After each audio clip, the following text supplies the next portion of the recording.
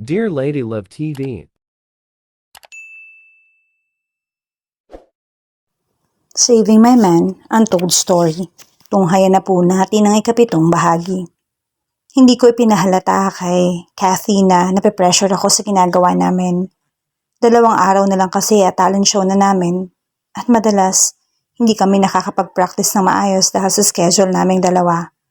Kahit paano, masaya dahil nakakasama mo siya, nakakakwentuhan, nakakabiruan kahit ngayon lang. Hindi lang naman sa pinagbibigyan ko siya dahil may gusto ko sa kanya. Mas magandang isipin na dahil dito, sa ginagawa namin, magiging masaya si Kathy. Baka maisip niyang pwede niya ako maging kaibigan. O baka higit pa doon. Sige, dali. 1, 2, 3, 4. Nice naman, Gino. Ang galing sumayaw. Hay, salamat. Natapos na rin yung practice namin. Talaga bang kasama to sa gagawin? Buti na lang, naisip niyang umupo muna kami sa koridor para makapagpahinga man lang. Gusto mo? Inalok niya ako ng baon niyang sandwich. Ako gumawa niyan. Sige, thanks. Aba, masarap pala kahit papaano. Buti ka pa, may time na gumawa ng mga ganito. Wala lang, nakakasawa na kasing kumain sa kantin. Madaming sandwich sa bahay, so gumawa na lang ako niyan. Swerte siguro na magiging boyfriend mo, no? Ang lakas mo ding makabanat. Bakit naman? Nagtatakang tanong ni Kathy habang pinipilit nguyain yung sandwich na hawak niya. Wala lang, magkakaroon siya ng caring na girlfriend. Yung mag-aasikaso ng ganitong maliliit na bagay. Yung makakaalala kung gutom na siya or what. Asus, si Kathy naman na nagpasa ng bola sa kanya. Maiba tayo. Di mo na ikikwento sa amin kung may girlfriend ka na. Wala naman kasi talaga. Hindi nga. Sa itsura mong yan. Lakas din niyang mga asar no. Sige, crush na lang. Si Timmy crush mo no? Hindi no. Saka may boyfriend na yon. Hindi na pwede. Grabe ka naman. Crush lang naman eh. Anong masama doon? Natawa siya sa mga sinasabi ko. Pero siguro naman may crush ka dito sa college natin. Bigla na lang kaming natahimik habang naririnig lang ay mga estudyanteng naghahalakhakan sa kabilang classroom. Ano na? Sino? Patuloy niyang pangungulit. Bahala na nga. Paano? Paano kung sabihin kong ikaw? Nahiya tuloy ako sa mga nasabi ko. Ganun din siguro siya sa akin. Na-flatter naman ako doon. Yun lang ang sagot niya. Kaya ba nag-volunteer kang partner ko sa talent show? Hindi naman. Naisip ko kasi kawawa ka kung hindi ka makakasali. Baka naman kinulam mo naman si Eman ha. Susumbong kita doon. Dumaan ang lahat na parang wala lang sa kanya. Na parang hindi niya sineseryoso mga nasasabi ko. Ganun lang talaga siguro. Magkaibigan lang muna ang turing namin. Marami pa sigurong oras para magkakilala kami. Namalaman niyang hindi lang paghanga yung nararamdaman ko sa kanya. Noon naman umeksena si Timmy para tawagin si Kathy. Nagpaalam siya at pinangako magpa-practice pa rin kami bukas. Antang ako. Sana hindi magbago yung trato niya sa akin. Nakakahiya. Tulala ka dyan, komento ni Jules nang makita ako. Dumating na rin ang gabi ng talent show at mukhang marami kaming magagaling na kalaban. May group dance, poetry. May isang ang nagbuga pa ng apoy. Intense. Hindi ko alam kung matatawa sila sa gagawin namin ni Kathy. Bahala na. Pinagpraktisan namin to ng todo. Kinakabahan na ako. Huwag kang kabahan, ano? Sinusubukan ni Kathy na pagaanin yung pakiramdam ko. Basta kaya natin to. Galingan natin ha. At tinatawag na kami sa stage para sa aming performance. Siya kunwari sa piano habang ako ay nakikisabay sa kanya sa pagkanta. Tapos may sayaw bigla sa chorus. Sa puntong yon parang nawala na bigla ang kaba ko. Nagagawa ko na lang umiti habang ganun din si Kathy sa akin. Hindi ko na namalayan kung ano ang reaksyon ng mga tao. Kung natatawa sila o nagpapalakpakan. Para bang nananaginip ako noon. Kahit na alam kong imposible. Naiisip kong parang kami nga talaga. 2 taong ilinadaan sa pagkanta ang nararamdaman sa isa't isa. Natapos yung kanta. Nagpalakpakan ng lahat. Todo cheer ng mga orgmates namin. Balik ulit sa realidad. And the winner of this year's talent show is... Kami? Hindi nga. Naks naman. Siguradong matutuwa si Emma nito sa amin. Salamat ha. Todo ang pasasalamat ni Kathy sa akin dahil sa pagkapanalo niya. Next again. Gawin natin to ulit. Ako nga ang dapat magpasalamat. Nagtataka siya sa sinabi kong yon. Naging close ako sa'yo. Ang drama naman ito. Natutuwang sagot niya. Parang hindi naman tayo close dati. Bigla na lang may umeksen ng lalaki habang nag-uusap kami. Kinawayan nito ni Kathy at sa itsura nila, alam mong mayroong special sa kanila. Nagabot ang lalaki ng bulaklak sa kanya. Hoy Gino, pakilala ko sa'yo si Mikey. Nasira na lahat ng pantasya ko, ang lahat ng naiisip ko kay Kathy, at kung ano maaaring mangyari sa amin. Sabi nga nung YouTube video, friend zone. Nagpaalam na ako sa mga ka-org ko at dumiretso ng uwi ng mag-isa. Baka kasi mahalata pa nila na may dinaramdam ako. Daig ko pa ang mag-imo, buti na lang, wala akong dalang blade dito o ewan kung ano nang mangyari sa akin. Gino, huy, bakit parang nasa lamay itong itsura mo? Si PJ, anong ginagawa niya dito? Akala ko ba nanalo ka? Nagmamadali pa ako dito kasi ikaw congratulates pa naman sana kita.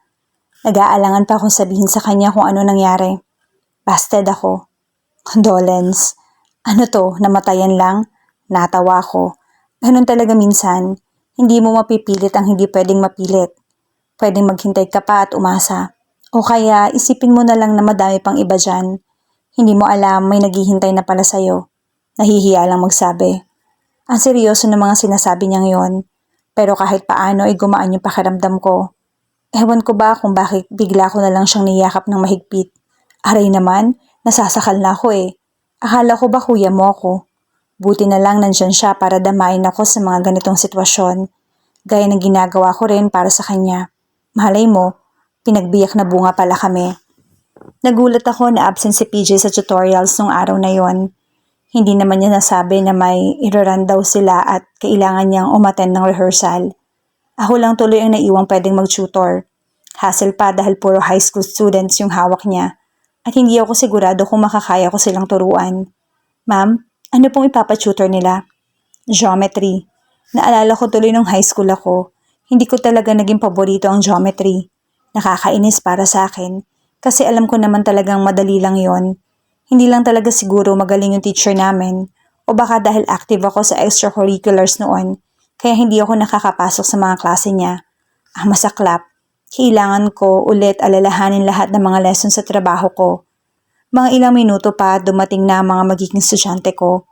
Nagulat siguro sila na ako yung nakita nila at hindi ang tutor nila na si PJ. Third year na lang siguro sila pero aakalain mong college na dahil sa mga itsura nila. Ganun talaga siguro kapag private school. Si Teacher PJ, wala absent, sagot ko. Sabi niya, ako na daw muna mag-handle sa inyo. Sayang naman, nasa kanya pa naman yung reviewer namin. May quiz kami Madali lang kaya yon.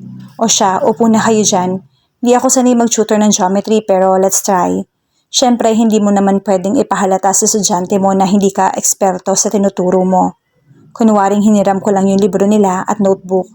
Tiningnan ko nasaan na ba sila. Sige, ganito na lang. Tanong nyo na lang sa akin yung hindi nyo na-get sa mga lessons. Para at least mabilis tayo, okay? Sir, nagtaas ng kamay ang isa sa kanila. Ano po bang difference ng parallel at perpendicular lines? Ang dali naman, yun lang pala. Isipin mo na lang pag parallel, kahit gaano mo papahabain yung dalawang linya, hindi sila magkakasalubong. Perpendicular, magkasalubong sila at some point. Parang pag-ibig lang yan, di ba sir? Kung ano-ano talagang iniisip mo. Binatukan ng bata ang naunang kaklase. Totoo naman na, isipin mo sa love, minsan nandyan na pala yung mahal mo at di lang kayo nagkikita. Pero minsan may makakasalubong kang iba. Ayun, magiging kayo na pala. Ang corny mo, dude. Pinabayaan ko munang matapos ang tawanan nila bago sila nagtanong ulit at naghingi ng exercises. Enjoy din pala magturo kapag high school. Hindi mo sila kailangan tutukan masyado. Dahil madalas, alam naman talaga nila. Naguguluhan lang sila dahil bitin lagi yung oras ng klase. O kaya lutang yung utak nung itinuturo yung lesson. Para nagkamali ata ako sa sinabi ko. Pumunta lang ako ng CR. Ang ingay-ingay na nila. Asaran dito, batuhan ng papel. Daig pa ang mga bata sa preschool. Siya, tigilan nyo na yan. Tapos na ba kayo?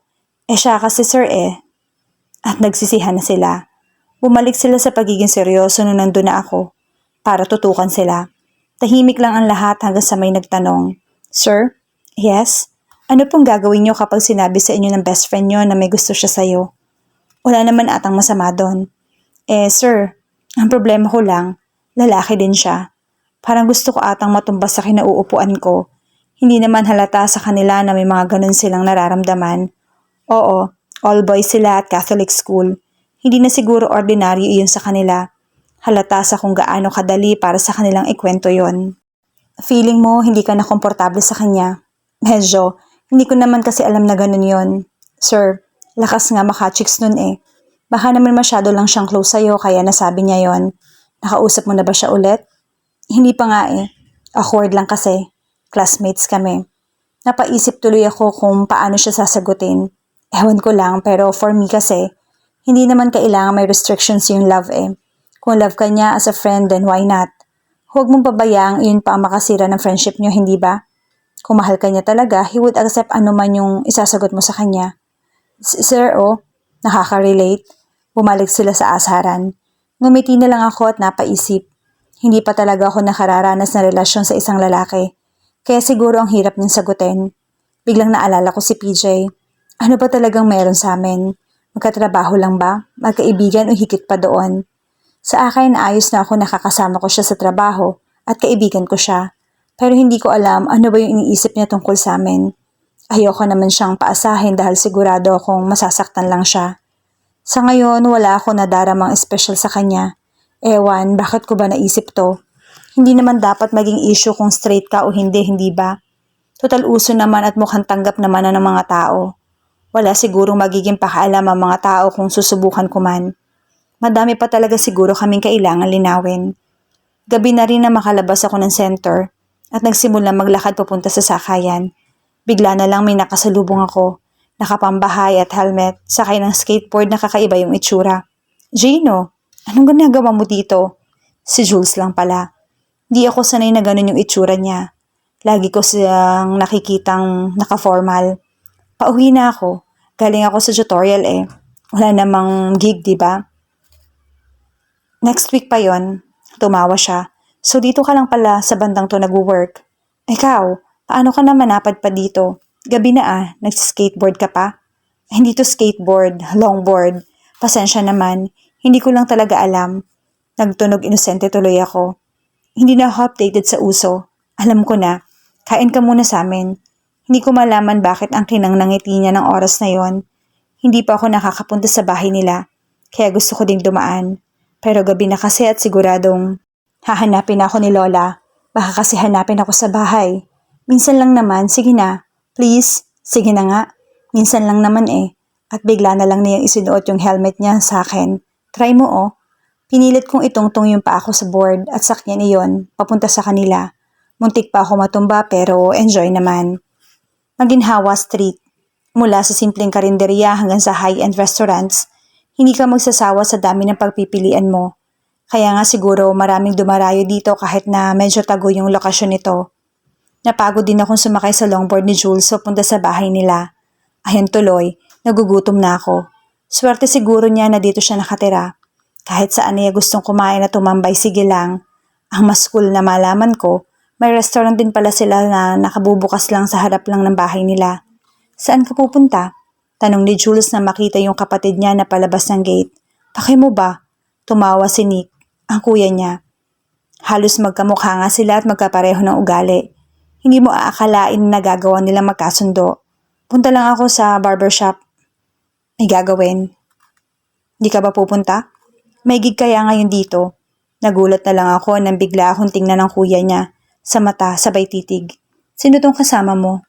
Classmate ko, si Gino. Kumaway ako kay Nick. Hindi na lang siya nagsalita habang palabas ng kalsada na para bang nagpipigil ng tawa. Sa pagpasok namin sa resto ay nakilala ko naman yung nanay ni Jules. Nagulat ako dahil sa itsura niya. Hindi mo akalaing may 2 anak na pala siya.